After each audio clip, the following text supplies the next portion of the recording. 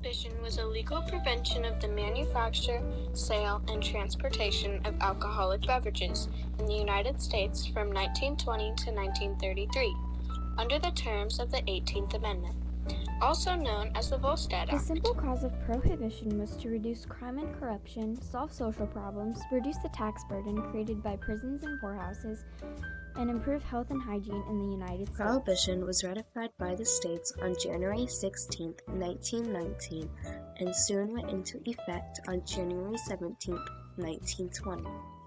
The increase of illegal production and sale of liquor, known as bootlegging, the proliferation of illegal drinking spots, known as speakeasies. By the end of the 1920s, rise in gang violence and other crimes led to waning support for prohibition. In early 1933, Congress adopted a resolution proposing a 21st Amendment to the Constitution that would repeal the 18th. The first prohibition law was passed in May in 1846. Prohibition was started by women that were tired of drunk men. As many women began to agree with this, the name speakeasies was used to define the women fighting for prohibition.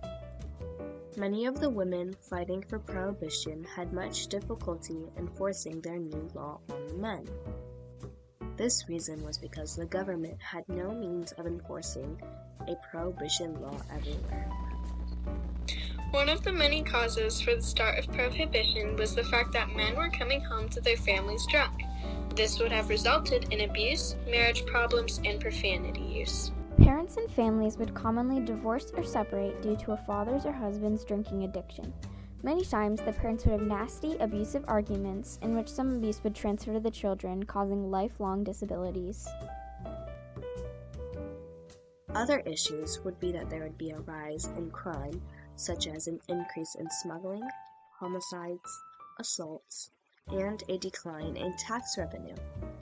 During all of this, law enforcement struggled to keep up. Although 3 federal agencies were tasked with enforcing the Volstead Act, bootleggers and smugglers operated with relative impunity. The beginning of prohibition began in Portland, Maine, 1846. This is where the first prohibition law was passed. This wasn't surprising to many people due to the fact that Maine was also known for its breweries. Women's public, private, and political lives forever changed during the Prohibition era. Their involvement in passing the Prohibition Amendment in 1919, gaining the right to vote a year later, and their growing autonomy at home, in the workplace, and in relationships launched American women into uncharted territories. Prohibition, failing fully to enforce sobriety and costing billions, rapidly lost popular support in the early 1930s and 1933. Prohibition soon went down on December 5, 1933. The 21st Amendment was ratified.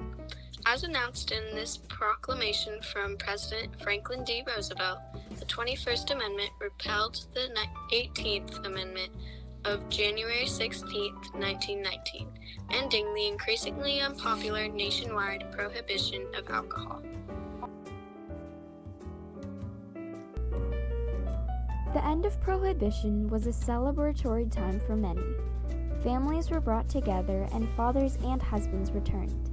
Many of them either stayed away from alcohol permanently or only visited it on different occasions.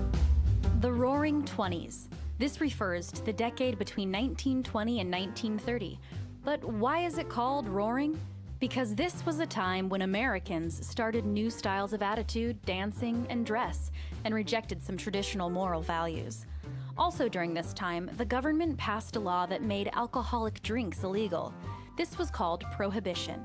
Even though it was against the law, people still made and sold alcohol in hidden bars called speakeasies. This decade saw electricity and petroleum become more accessible. It powered machines in factories and tractors on farms. Electricity also reached more homes. Because of this, appliances like vacuum cleaners, dishwashers, sewing machines, fans, and toasters started to make life easier. Electricity also meant that radios brought music, news, and entertainment into American homes. Radio receivers became wildly popular, and by 1930, 12 million families owned a radio. Then came movies. At first, they were in black and white and had no sound, but were still very popular. In 1927, the first talkie hit the screen. Entertainment also came in the form of a new kind of music called jazz. Jazz began in African American communities, but became very well liked and has since spread across the country and the world. Music was recorded on records and could be played on record players in the average home. As petroleum became available, so did the Model T Ford. In 1896, Henry Ford built his first successful automobile with a petroleum-powered engine. By the late 1920s, most Americans owned a car. In all, the United States enjoyed new advances in electricity, transportation, and communication in the 1920s. You could say it was a roaring time.